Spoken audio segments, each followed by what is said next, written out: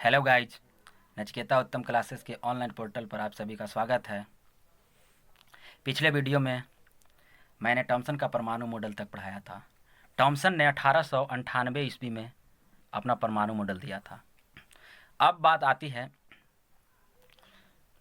आगे की ओर। 1898 ईस्वी तक इलेक्ट्रॉन और प्रोटॉन की खोज हो चुकी थी। 1898 ईस्वी में थॉमसन भी अपना परमाणु मॉडल दे चुके थे, लेकिन इनको फेल कर दिया गया। बहुत से वैज्ञानिक जो थे इस पर रिसर्च करने लगे कि प्रोटॉन और इलेक्ट्रॉन जो होते हैं परमाणु के अंदर आखिर अवस्थित कैसे रहते हैं। तो आपको ई रदरफोर्ड का नाम सुने होंगे। ई रदरफोर्ड, इन्होंने क्या किया था? प्रोटॉन का नामकरण किया था। यह भी अपना रिसर्च करने लगे। आया 1911। कब आया? 1911। 1911 ईस्वी में इन्होंने एक प्रयोग किया।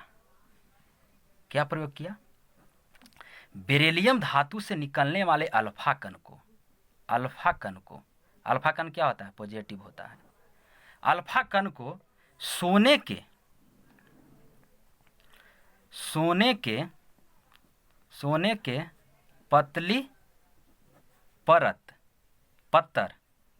पतली पत्तर पर अल्फा कणों को तीव्र गति से प्रहार कराया। क्या कराया? तीव्र गति से प्रहार कराया। तो इन्होंने देखा कि कुछ अल्फा कण जो होते हैं सोने के पतली परत को पार करके सीधे निकल जाते हैं, और कुछ अल्फा कण अपने पथ से विचलित हो जाते हैं, और कुछ अल्फा कण जो होते हैं 10 लाख में से एक अल्फा कण अपने ही पथ पर वापस आ जाते हैं। इस तरह से इन्होंने प्रयोग किया। तो इस प्रयोग से इन्होंने निष्कर्ष निकाला कि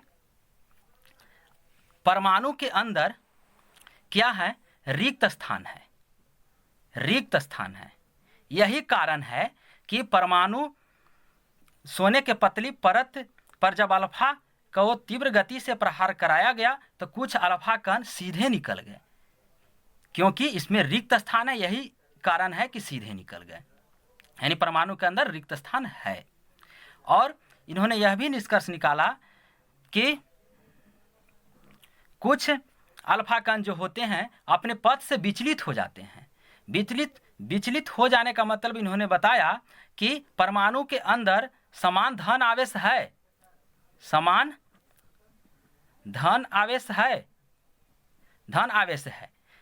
अल्फा भी एक धन आवेश है और परमाणु के अंदर धन आवेश है। यही कारण है कि यह विचलित हो जाता है, क्योंकि धन और धन एक दूसरे को क्या करते हैं? प्रतिकर्षित करते हैं, आकर्षित नहीं करते हैं। तो यही कारण है कि परमाणु के अंदर समान धन आवेश है। यही कारण है कि कुछ अल्फा कण अपने पथ से विचलित हो जा रहे हैं, और 10 लाख में से एक अल्फा कण अपने पथ पर वापस आ जा रहे हैं। इसका उन्होंने मतलब बताया कि परमाणु के अंदर थोड़ा सा क्या है? धन आवेश है। इन प्रयोगों और निष्कर्षों से रदरफोर्ड ने एक परमाणु मॉडल प्रस्तुत किया, जिसे अपने ही नाम पर रदरफोर्ड का परमाणु मॉडल नाम रखा गया। क्या रखा गया? रदरफोर्ड का परमाणु मॉडल नाम रखा गया।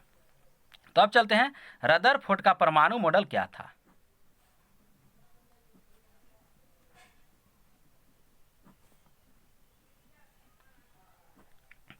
रदरफोर्ड के परमाणु मॉडल के द्वारा रदरफोर्ड ने कहे कि परमाणु के अंदर रिक्त स्थान है।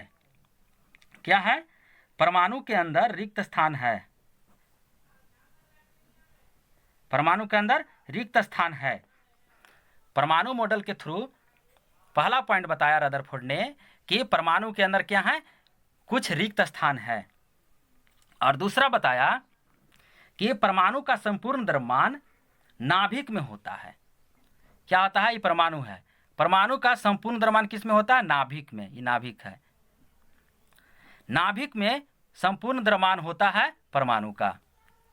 और इन्होंने एक पॉइंट बताया कि परमाणु के अंदर, तीसरा पॉइंट बताया कि परमाणु के अंदर प्रोटॉन और इलेक्ट्रॉन समान संख्या में होते हैं, इसीलिए परमाणु क्या होते हैं, उदासीन होते हैं। क्या होते हैं? परमाणु उदासीन होते हैं, क्योंकि प्रोटॉन और इलेक्ट्रॉन की संख्या समान होती है। और इन्होंने चौथा पॉइंट बताया कि परमाणु के अंदर जो नाभिक होते हैं उनका आयतन जो होता है परमाणु की तुलना में बहुत कम होता है। परमाणु के अंदर जो नाभिक होते हैं इनका आयतन परमाणु के आयतन में कम होता है। देखिए, नाभिक का आयतन कम है, नाभिक का आयतन कम होता है किससे? परमाणु से। और इन्होंने एक पांचवा पॉइंट बताया कि परमाणु के अंदर इलेक्ट्रॉन जो होते हैं वृत्ताकार पथों में घूमते रहते हैं। क्या रहते हैं? घूमते रहते हैं। परमाणु के अंदर इलेक्ट्रॉन वृत्ताकार पथों में घूमते रहते हैं। इलेक्ट्रॉन है, ये वृत्ताकार पथों में परमाणु के अंदर इलेक्ट्रॉन घूम रहे हैं। लेकिन इन्होंने यह चीज गलत बताया। इन्होंने सेल की संख्या को, कक्षा की संख्या को निश्चित नहीं किया कि किस कक्षा में कितने इलेक्ट्रॉन घूमते हैं। इनका यही दोष निकला, इनके अंदर दोष था। इनके परमाणु मॉडल में दोष निकाला गया कि रदरफोर्ड जो कहें कि प्रोटॉन जो होते हैं, इलेक्ट्रॉन जो होते हैं परमाणु के अंदर वृत्ताकार पथों में घूमते रहते हैं। लेकिन एक दिन ऐसा होगा कि घूमते घूमते इलेक्ट्रॉन परमाणु के नाभिक में चला जाएगा, और नाभिक में क्या होते हैं? प्रोटॉन होते हैं। और इलेक्ट्रॉन जो होते हैं से घूमते घूमते यदि नाभिक में गिर जाएगा, यानी ऋणात्मक कण पॉजिटिव से मिल जाएगा, तो क्या हो जाएगा? परमाणु नष्ट हो जाएगा, क्योंकि प्रोटॉन और इलेक्ट्रॉन समान संख्या में रहते हैं। और इलेक्ट्रॉन यदि नाभिक में गिर जाएगा, यानी प्रोटॉन के साथ मिल जाएगा, तो परमाणु नष्ट हो जाएगा। इनका अंदर यही दोष निकला। और इन्होंने क्या किया था कि केवल बता दिया कि वृत्ताकार पथों में घूमते रहते हैं, लेकिन इन्होंने सेल की संख्या को निश्चित नहीं किया, कक्षा की संख्या को निश्चित नहीं किया। इनके अंदर दो दोष निकले, लेकिन ज़्यादातर इनका 90% परमाणु मॉडल सही था। अब आगे की पढ़ाई नेक्स्ट वीडियो में।